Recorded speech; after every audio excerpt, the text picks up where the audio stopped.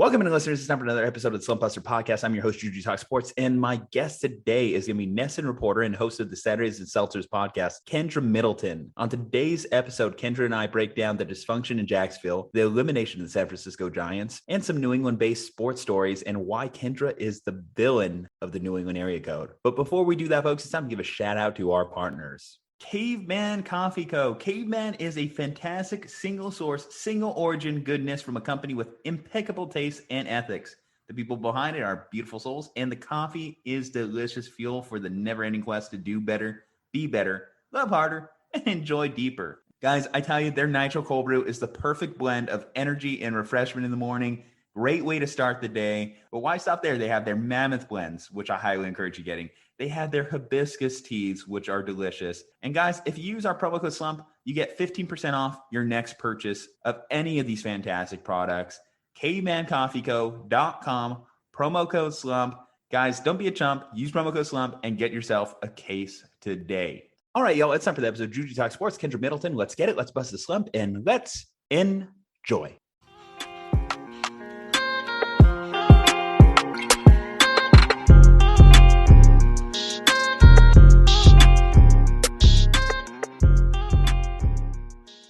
Okay, guys, it's time to crack open a seltzer, bust a slump, and welcome on our guest, Kendra Middleton of the Saturdays N Seltzers podcast. Welcome to the Slumpbuster. How's your day going, Kendra? This day has been so crazy for me, but luckily this is the last thing on my to-do list before I can start drinking. So I guess there's no complaints there. How are you? Doing better. Could have been doing a lot better had the result of the game kind of went in the favor there. Obviously, it comes down to a ninth inning. You have a guy who batting 180, comes out and kind of hits the clutch ninth inning hit. That kind of hurts a little bit more. Wish I had a little bit more alcohol in my system last night. I think that would have been the key to kind of make last night go a little bit smoother. How about you? What was the viewing experience like for you? Because I was on pins and needles the entire game. Yeah, so I actually filmed an episode of my show that I host on NESN last night from a sports bar across from TD Garden. So I just wound up staying and watching the game and had some friends meet me there. Towards the end of the game, I think what hurt us the most was Camilla Duvall is my favorite. I don't want to say my favorite Giant, but he's my favorite Giant right now because he is just so electric. He's so fun to watch. He has so much swag. And I heard a stat last night that he hadn't let up a run since May 20th. And then last night they bring him in the game and he hit someone with a pitch. And I think that that's absolutely what did us in because that wound up being the run that put us under. So that was a heartbreaker. Obviously, the way that game ended was also heartbreaking. I think the MLB might have to put out a statement. I'm curious if you think the same. Here's my thing, and why I didn't really dwell too much on the Wilmer Flores thing is ultimately he is a guy that's 0 for 16 against Max Scherzer as a whole. So yes, I agree that a team season should never end on that call because it was such an obvious call. Like the bat was literally like not even close to crossing the plate. So I don't know how the first base umpire could even justify that. I think the only statement I really want to hear from the MLB is we're going to start implementing robot umps because I am so tired of the strike zone. Last night's strike zone was absolutely atrocious. Game 2, you had Angel Hernandez and his awful strike zone. Honestly, it's ridiculous because we have this rule, an established rule that the strike zone is from the letters to the kneecaps. And we have this thing we use on every single telecast called Pitch FX that tells us whether a ball is a ball or a strike. And yet we don't use it. It's just like the same kind of logic whenever baseball didn't want to use instant replay when we have cameras all over the field. I think this is the next adaptation. I'm not saying completely overhaul, no umps on the field. I think that we still need a little human element, but the strike zone should be sanctimonious. It's either a strike or it's a ball. That's my view. Where are you on robot umps? I was just going to say, I think the most, before I get on to that topic, I was going to say, I think the hardest thing for me is that like you said, no season should end that way. And it's like, I'm not disappointed that our season ended, but I'm disappointed because in these, sort of miracle type of seasons when nobody expected your team to make it anywhere, go anywhere, be this successful. And it's like, nobody expected you to win the amount of games you did, let alone over 100. And for this sort of miracle season to end that way, I think is the most heartbreaking thing about all of it. It really sort of reminds me of, I'm a Jags fan, that Miles Jack play in the AFC Championship game in 2017 where he was knocked down. But as far as it goes with robot umps, I think everyone can relate to the fact that sometimes the ump goes your way and sometimes he does not. But, I, like you said, I do enjoy there being some sort of human element about it, because I love umpires, like some of them are hilarious. Some of them are, just really important to the game. But if we're going to keep it fair and we are going to really sort of move forward with, keeping, like you said, that strike zone, I think that that's the best thing that baseball could do for the game right now. As much as I hate to see umpires potentially go or anything like that, it's like, if you want to keep the integrity of the game, I think that that's the best thing that you can do for your sport right now. Just reflecting though, I mean, with the Giants season as a whole, they were playing with house money this entire season. Let's be honest about it. They had a 1% chance of winning the NL West coming into this year and rip off 107 games. I'm curious to see how this team evolves moving forward, because there's going to be an influx of new guys, some guys that we had in the minors that we didn't bring up this year, whether it be Heliot Ramos, Joey Bart, guys that are very highly touted prospects. And literally that entire pitching staff was on a 1-year contract. So I don't know what Farhan Zaidi is going to do. Granted, I trust Farhan Zaidi with my soul. This man just literally just comes out of nowhere. And I think he's like one of the best daytime traders. If he has any equity in like stocks and everything, I'm sure he's doing very well, because he just knows how to notice every little trend, every little thing that guys do well. It's insane. It's like Brian Sabian 2.0 for the Giants organization. I should ask, how are you a Giants fan and a Jags fan while also being in the New England area code? We got to know how that kind of came together here. Okay, so I have sort of lived everywhere. I was born and raised in Jacksonville, Florida, and then wound up going to the Bay Area to visit some family on a vacation after a boy broke my heart during my gap year between high school and college. Just kind of wanted to get away. Flights were cheap and I wanted to, go explore San Francisco, and went out there and fell in love with the city within like a week. And someone named Andrew Hart reached out to me and really kickstarted my career. And he was like, hey, see, you're super into sports. I love your Instagram and your social media presence. I would love to give you a tour of our studio for iHeartRadio here. Would you ever want to come in? And I was like, yeah, sure. I mean, whatever, like not expecting anything out of it. Just thought I was going to, go chill out in a high-rise radio studio for a couple hours and, just chill. And he wasn't even in sports. He was in music. That was what his radio show was for. And I come in and, he's talking about sports and he's talking about this and he's talking about that. And the sports station that was under their network is The Game out there. And he was like, well, do you want to meet the sports guys? And I was like, oh my God, I'd love to meet the sports guys. And so I sit down in front of their producer and the producer's like, so what's your story, kid?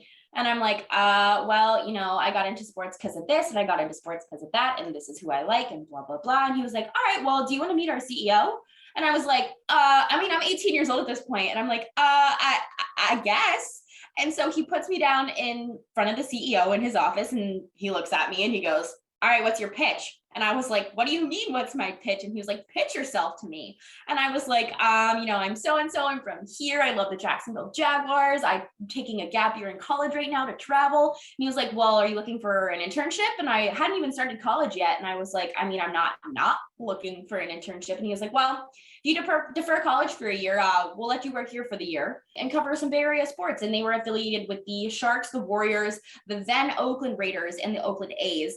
And I spent a year in the Bay Area living out there I got to cover Super Bowl 50, the Stanley Cup when the Sharks played the Pens, all that kind of stuff. And so it's funny because we were with the A's, but my office before they moved offices was 2 blocks from the Giants stadium. So I would walk from work whenever the Giants had a game, they'd give me press tickets and I would just go sit in these like seats and, fill out box cards, scorecards, all that kind of stuff. And just, have a beer and get back on the train home. And the Giants, I liked baseball. I loved going to baseball games. I never watched baseball on TV or anything like that, but the San Francisco Giants and then AT&T Park, I fell in love with the sport. I fell in love with that team. I have chills thinking about it, then being a 19-year-old 6 years later. And I was actually out there for 2 World Series that the Giants won earlier in, the 2000s to celebrate and stuff like that. And I was like, oh, that's cool, whatever. But then like kind of being a part of like all of that was just so cool and so special. And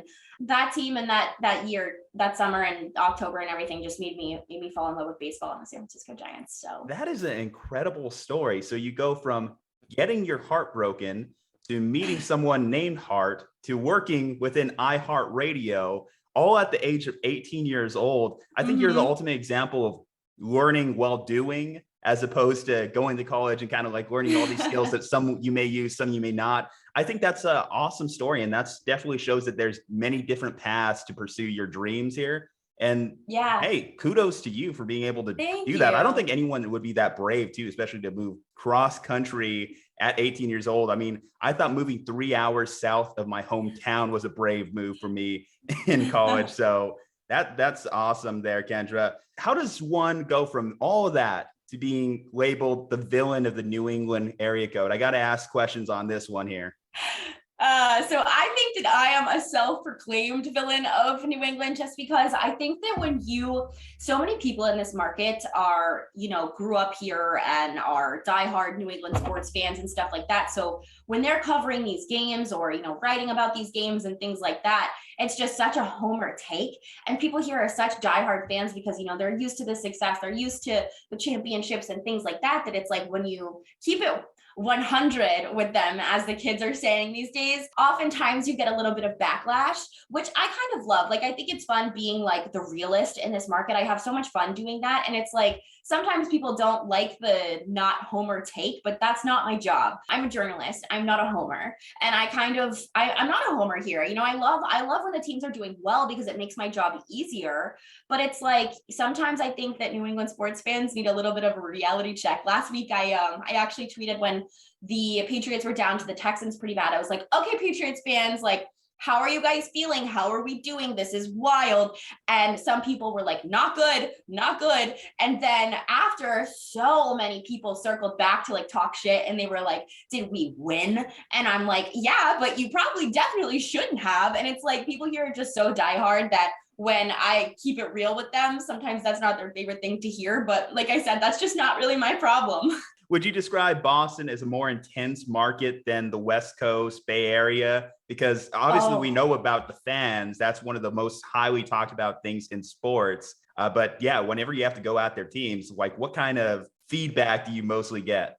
Absolutely. This is such a brutal city to work in sports, but I wholeheartedly believe that if you can work here, you can work anywhere in the sports market. San Francisco is just such like a hippie loving like city. Everyone loves each other. And they're just a lot kinder out there. Maybe it's because it's not so cold all the time, but here people are ruthless.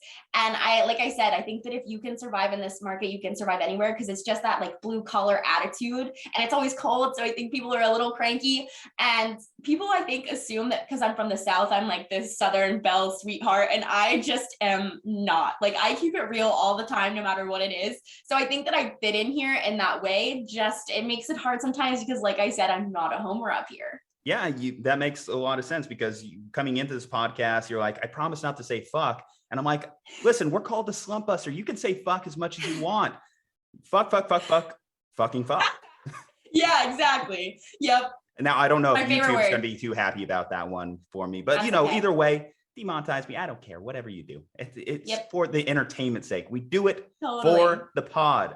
Now, we do. As far as being in New England, though, you mentioned it's easier when the teams are good. Well, you do have a team that's good. You have a team that's in the ALCS. And I listened to your podcast a couple of weeks ago, and you guys were very down on the Red Sox. This is pre them making the postseason. Mm-hmm. You're like, they won't go any farther. They won't make it past the wild card round. And now they're in the ALCS going against the Houston Astros. What do you make of this team over the last 2 weeks? Have they done anything that really changed your guys' minds? So I think that they kind of have a similar, not like a similar storyline, but a similar situation to the Giants. Like at the beginning of this year, nobody expected this team to be where they're at. And they've really had a lot of ups and downs. And going to that wild card game, I was actually at the game. It was like, I did pick the Yankees in that game because I think that at the time they were playing better baseball. And I was like, this is a must win for the Red Sox though, because it's been such an up and down season for them. Like they played so well the first half of the season, and then they really had a struggle towards the end. A lot of the team got COVID. They're one of, I think, 6 teams who didn't meet the vaccination threshold. So it was kind of a shit show.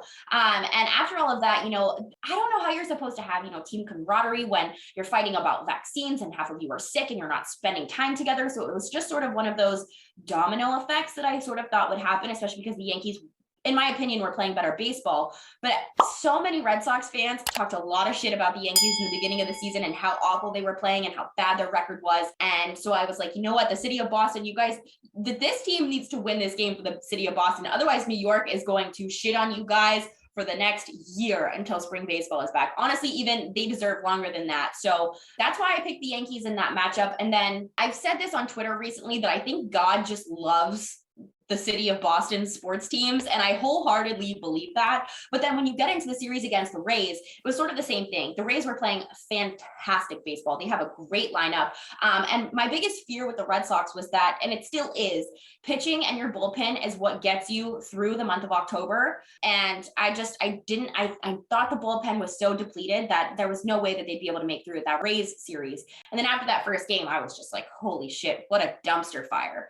And then, they really turned it around. So as much as I think that the Astros are the better team, I really don't think that you can count the Red Sox out. And like I said, God seems to love the city of Boston and their sports teams. So I feel like I do have to say Astros in 7, just because, from a journalist perspective, I don't know how, but I am not counting the Red Sox out. If I were a gambling woman, I would take the Astros. Thank God I am not, because I would have lost a lot of money on these previous 2 series. So I do think the Astros are, a World Series ready team. And like you said earlier, the Giants were playing with house money, and I do believe that about the Red Sox still. But I think if they make it this late and lose, the city of Boston is going to be even more pissed. It doesn't matter if people expected them to be here or not, but that's just how they are up here. Isn't it funny that we had 2 wildcard teams that beat the number 1 seed in their respective league? That tells you about the parity of baseball and how random things can be. When you mentioned that God loves the city of Boston, that just reminded me, have you seen that one kid that had attended every single Patriots parade, Red Sox parade, Bruins parade? And that kid's still going. He's still racking up the little stamps on his sign and everything. It's the most insane thing. You are very fortunate to be in that market, because getting to see all those championship parades, I mean, even if you're not necessarily on the winning side of it from your fanhood perspective, from a journalist perspective, that is a big win-win. Now, let's kind of talk about the other side of things. The Patriots are on the downswing of their dynasties, their winning resume. Now, you mentioned you made a tweet out there and you had a lot of fans in your mentions that were a little bit hit or miss as far as how they were feeling about the team. What do you think of the Mac Jones era so far? Is he doing a good job? I've heard some people say they think this team would be better with Cam. Having watched the Patriots last year with Cam, I have a hard time believing that, because Cam was struggling to complete basic passes last year. Yeah, so I have a little bit of a spicy take about Mac Jones. I think that Mac Jones fits into Bill Belichick's system very well, because he is a game manager and a ball distributor, and that's really all that Bill Belichick needs him to be. A lot of people are saying, oh, he's going to be the best rookie out of this class, blah, blah, blah. I don't believe that. I think he's probably going to have the best rookie season this year, because he was put in the best situation to be the best rookie this year. But long term, I don't believe that. Do I think that he's going to be a good quarterback in the NFL? Absolutely. I think that Bill Belichick is putting him in a system where he can, like I said, play that game manager and ball distributor role and be good enough, but I don't think that he will ever be great. As a reputable journalist, I have to have you delve into conspiracy theories with this next question here. Do you think Urban Meyer was the secret leaker of the John Gruden emails? No, I do not. I believe that it was the former employee of the Washington football team to sort of take that. I think it was confirmed that it was him, to sort of take that light off of all of the drama going on in their organization with their renaming and their sort of problems with all of that, if you know what I'm talking about. Yeah, I mean, that question ultimately was just a transition, because I think all of the Urban Meyer drama kind of got overshadowed by this week, what happened with the John Gruden stuff going on. So I know we came into this episode obviously we're going to talk the Urban Meyer stuff. as a Jags fan, how has this week been? Do you think that the media narrative has been just? I'm going to keep it real with you because I told you that that's how I am. I do not think that the Jacksonville media has covered this well at all. I don't think that they, this entire season, have been asking him the hard questions.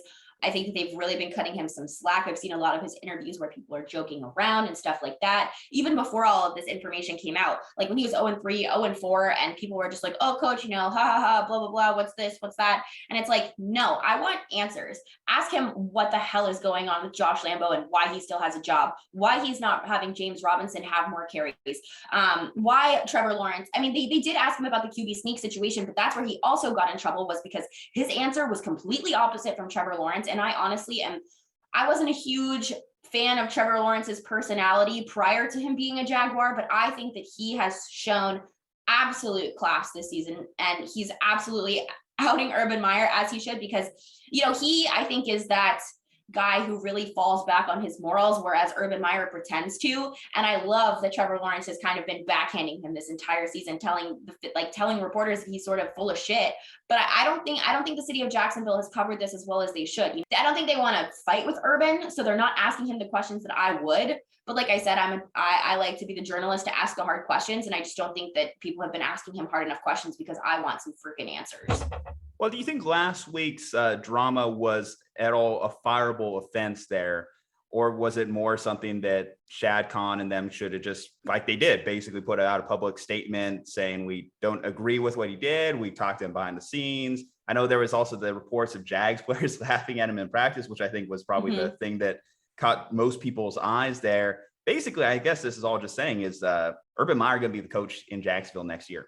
I do not think he will be the coach in Jacksonville next year. While I don't think that offense was a fireable offense, I do think that this has become a behavioral pattern enough for that to be the straw to break the camel's back. When he was hired here, he brought on, I think he was an athletic trainer named Chris Doyle, who was notoriously known for not treating people of color. And he brought him onto the staff, and he was let go in less than 24 hours. 0-5 for really dumb situations. And then, when you don't fly back with your team, let's not normalize that that's normal, especially when you're 0-5 and you need to get back to be planning for an AFC championship up and coming. And then you go out to a restaurant and then that happens. And then you lie about it in your presser and have to do a second presser to clarify everything that actually did happen.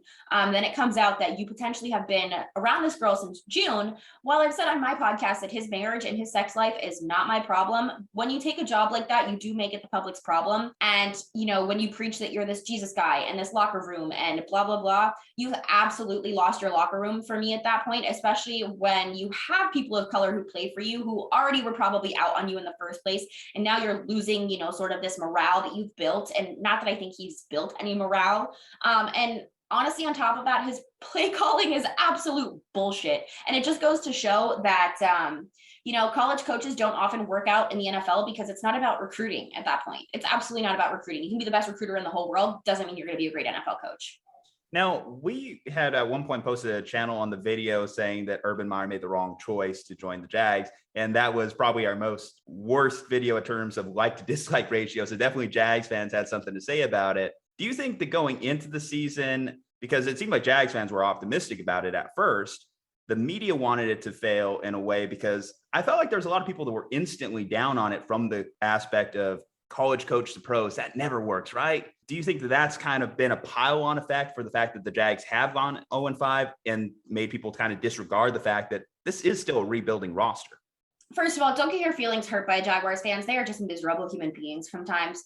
I think that the biggest thing for me was when we hired Urban Meyer, and the reason I think that people have been down on him from the start, at least a lot of people, is that when you bring someone who has a history like he does, and then on top of that, someone who knew that someone was being assaulted, a woman, and you bring him on when he has this track record, even though he was at Florida and the city loved him then because it's so close, it's like 45 minutes, it's how are women of the city of Jacksonville supposed to respect and support him? How are players' wives, girlfriends, daughters supposed to respect him? And in turn, how are players supposed to respect him? And then you add all of the injuries that we've had and the dumb play calling and stuff like that, that I think that it's just built up to the point where not only are fans frustrated because we did have expectations because you have a successful coach who's been successful prior, but you also, you have the number one quarterback prospect, I think, since Andrew Luck.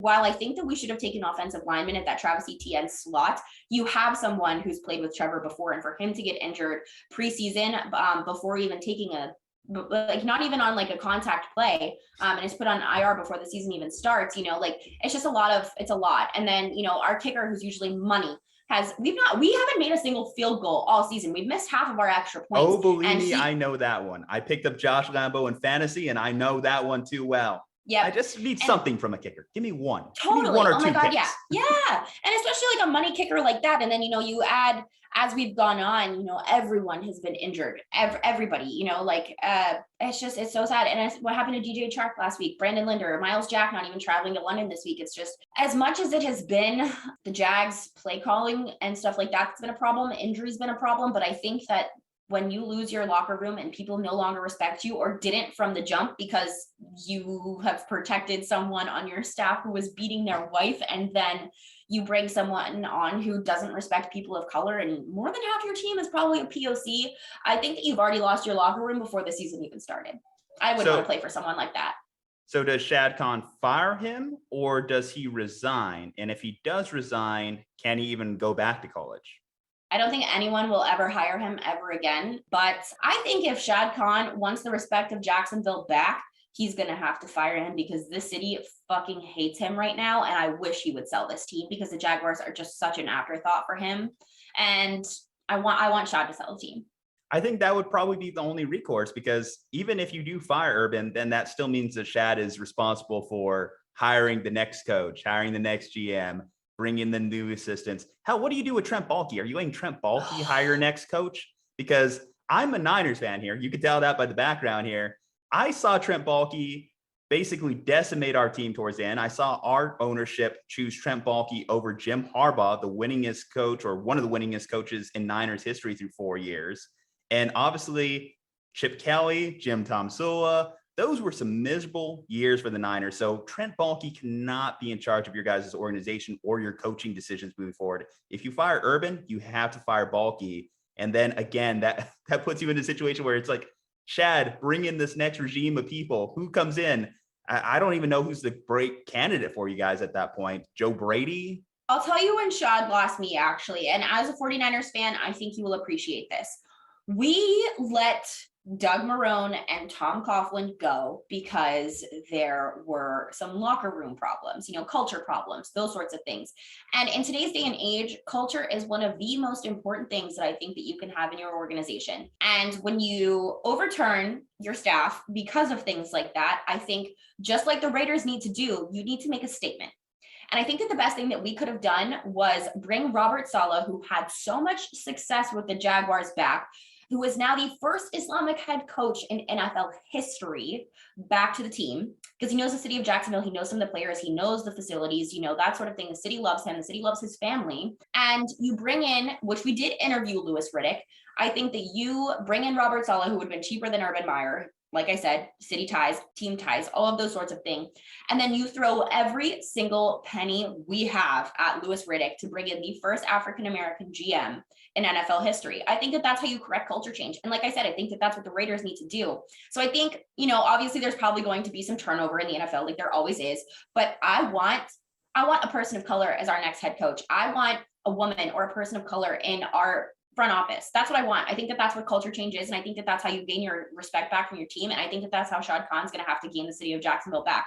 Hell, this is a bold as hell take, but I'm going to say it right here. I know that Mina Kimes loves working at ESPN, but if we could bring her in as a GM, she knows more about football than any guy I have ever met. I think that would be the best thing that we could do for this organization. I'm not even kidding. That is a pretty hot take, because as far as I know, Mina Kimes, purely journalist from this point, at least with Louis Riddick, you can make the case. He has worked in front offices. He has worked behind the scenes as a scout. I think that that's a base minimum for player evaluation, although I do think the Mina Kimes is an excellent at what she does. She does do a great job there at ESPN representing the brand, the product, and what they're doing that there from a football coverage standpoint. As far as Robert Saleh, I could understand what you're getting at there as far as his presence within Jacksonville, the fact that he's been there before. The only problem I find with it is I feel as though when you got a young rookie quarterback, you almost want to bring in a offensive-minded head coach. And I'm not saying that there's no place for defensive-minded head coaches moving forward in the league, but here's the problem I find with it more often than not, and you're even seeing that right now with the Jets. What's going on up there with Robert Saleh currently is that LaFleur's little brother there is ultimately in charge of the play calling offensively. So he is in charge of the development of Zach Wilson. I don't think Robert Saleh is involved in Zach Wilson's development whatsoever. Just transfer that over to Jacksonville. That would also be the case. So then let's say LaFleur's brother has a great season with Trevor Lawrence in this case, or Zach Wilson in this case. Then you're on the lookout for another offensive coordinator and another offensive coordinator after that. If you continue to keep having success, I think it's kind of like an endless cycle. You get caught in with that. We did see what's going on with the Chargers, which I think is the best case example with what's going on with Justin Herbert and Brandon Staley. But even Brandon Staley will still eventually have to hire a new offensive staff as Justin Herbert continues to have success in the league. And who knows if Justin Herbert is just that damn good to overcome his play calling regardless. So that is my one level of concern with hiring defensive minded head coaches at this point in time in the NFL. Yeah. See, my only other counterpoint to that, though, I think that the biggest thing hurting Trevor Lawrence right now is Urban Meyer's involvement with him. Yes. But, I think with that, it's not just even just Urban. It's also, and I'm spacing on the name right now, but your guys' offensive coordinator who got hired in the first place was already a guy that was detested by a majority of teams in the league, that it's even surprising that he was able to get an OC job. So that's on Urban too. That's on his decision to hire that guy as his offensive play caller. Yeah. Bevell is not my favorite hire. Yes. Remind me the name here, just so we get on the record. Darrell Bevell. Yeah. Bevell, whatever. Yeah. But either way, yes, this guy was on the outside looking in for NFL coordinator jobs, managed to get the Jacksonville job. And clearly your guys' offense is not doing so well. In fact, he might be a one and done coordinator. Even if Urban Meyer is back next year, I think that Bevell is going to be the one that gets fired out of this coaching staff, because you have to make some sort of change if you finish 1-16 this year or 2-14 or whatever it is, Bevell's would be the obvious scapegoat in that situation. And then who do you bring in next? Now that's where it's like, well, what do I got next year on the coaching circuit? Let's say you guys do let go of Urban Meyer. Daboll, he's doing a great job with Josh Allen in Buffalo. Eric Bieniemy, you mentioned wanting to hire someone, a person of color. That might be a great option there. And then Joe Brady, he mentioned I know you would appreciate this because you're a Joe Burrow fan, did an outstanding job with him at LSU, doing a great job currently with Sam Darnold at Carolina. So those are three names off the top with NFL experience that I would consider as the next Jacksonville head coach if things continue to go south with Urban. Yeah. My only fear is that, how do you fire a first year coach with a rookie quarterback and all of these injuries? That's seriously my only fear, is that it's not going to happen. But honestly, I'm kind of hoping that we lose out. I said this at the beginning of the year. I was like, I want the Jaguars to do well because I am a Jaguars fan, but I will not be disappointed if they don't, because I want Urban out of here so bad already. Then I'm going to counter you there, because I actually picked them this week to beat the Miami Dolphins. I'll give you a little bit of hope or non-hope. I don't know where you're at this point when you're saying you want them to lose out, but I think this might actually be their best chance at actually getting a win this week. Hell, they know London well. They might be the London Jaguars. How would your fanhood change, by the way, if that ever happened? How would that impact your fanhood? I would riot for sure. Yeah. The fact that there's even a potential that they could take that many jobs away from the city of Jacksonville infuriates me. It absolutely does, because we have lost 20 games in a row. No team has lost this many games since the 70s. It was Tampa Bay. And you still have 60, 70,000 people showing up for those games. For him to take that away from the city of Jacksonville and the people who deserve more, I would write every strongly worded email, tweet, doesn't matter that I could. I want Shad Khan to sell this team especially because what sense does going to London make? People don't want to travel there. The Jaguars don't want to have either a house in London and or a house in Jacksonville, and then wherever they're from, the travel would suck coming back and forth from the US. I don't think that it's realistic, but also just the fact that like people would be taking jobs out of Jacksonville, it would just infuriate me. And like they've sold the city of Jacksonville on, first it was Gardner Minshew and now it's Trevor Lawrence, and they're trying, it's just I would be very disappointed. But as far as the London game this week goes, if Tua plays, I'm a little less optimistic, I think. But like I said, I kind of do want to just lose out at this point so that we can, I don't know. I said on my show recently that I would love to lose 30 in a row and then lose our last 5 games just to ruin some people's season in our division for fun. And then still have good draft stock just because I'm evil like that. But I don't know. It's hard for me to think that we're going to do anything but have a leg up on a team and lose it all in the fourth quarter like we have the last few weeks. It's just the Jags gonna jag, The ironic part about this is you guys still have an outside shot to win the AFC South because the Tennessee Titans are bad, the Texans are bad, the Colts are bad. What if that just happened? Just out of nowhere, just playoff run? Because hear me out. I had to cover my alma mater, the New Mexico State football Aggies. 18-game losing streak. That's a rough thing to wish on your team, Kendra. That is a rough existence, especially as a journalist. That is so damn hard and discouraging and painful. I would not wish that on my worst enemy. Although the one fun moment on that is when they finally did break that losing streak. It was a hell of a day that no one came to the stands to watch. Ankle interception even made ESPN's top 10, but no one cares about NMSU beating the Idaho Vandals. I don't know. I would love for us to win a couple of games, but I also would love to have some draft stock. I would love to have Kayvon Thibodeau be on our team next year. Yeah. And in order to do that, you're gonna have to lose some pretty serious games. As much as I'd love to win the AFC South, we're not gonna go anywhere. Our injuries are serious. Urban's gotta go. And I think that outside of Kayvon, I would love to absolutely draft some offensive linemen to protect the franchise in the future. Yeah. The one thing I said when Trevor got drafted, and this also goes into that London narrative, is you could really make Jacksonville really a cool city for NFL fans and free agents. The city, obviously Florida, beautiful weather out there. It's an opportunity there if Trevor can truly live up to his number 1 overall pick, best since Andrew Luck, best since Peyton Manning type potential.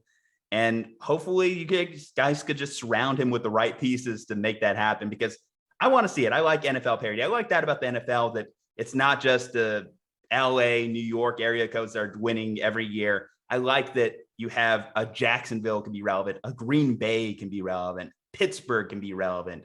I think that's one of the best things about the NFL. Okay, Kendra, last little thing here I'm going to ask you is just kind of like how everything come together. You have your Saturdays N Seltzers podcast. It seems like it's doing really well. Tell me how that's going, what you guys are working on, and just everything about it that for people that may not be aware of your show. Yeah, so my personal little side gig is with my friend Sarah. We just started a podcast called Saturdays N Seltzers, which is a female-hosted sports podcast. You can get it wherever you get your podcasts, and we are also on YouTube. Sarah and I are finally getting some merch made. We have an intern named Tyler who is so exciting, who's doing some graphic stuff for us. My friend Lindsay is putting a website together for us, just because I don't think either of us really expected a brand new podcast to take off the way that it has.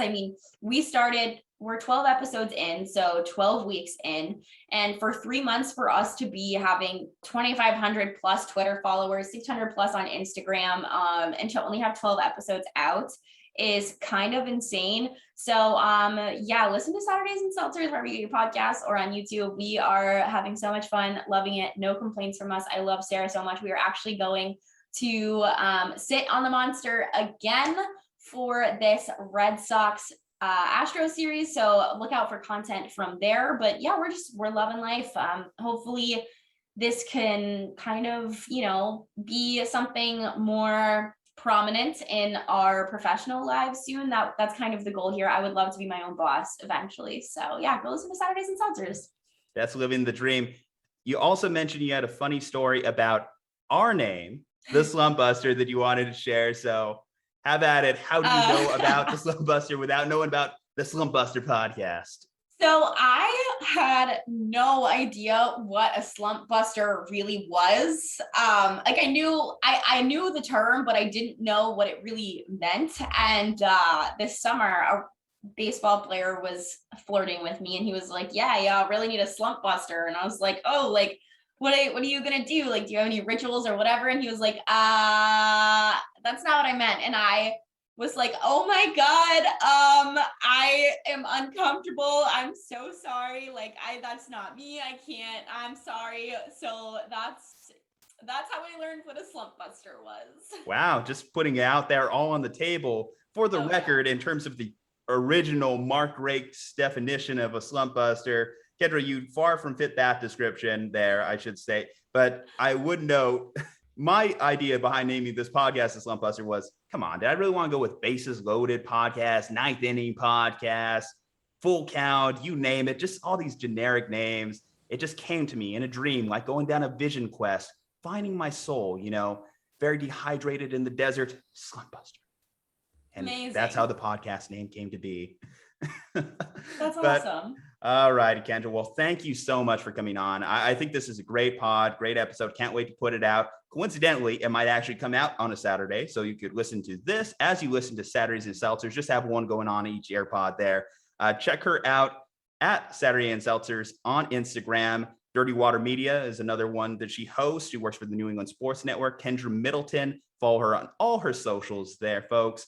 Follow us, of course, at Slumpbuster Podcast on IG, at Slumpbuster Pod on Twitter. Check out our partner, cavemancoffeeco.com. Yes, don't be a chump. Use promo code SLUMP at cavemancoffeeco.com. Promo code SLUMP for some delicious cold brew coffee. If you're listening to this on YouTube, leave a like on this video. If you're listening to this on iTunes, give us a 5-star review. And other than that, folks, this is Ju-Ju Talk Sports saying stay safe, happy, and healthy, because we'll see you next time.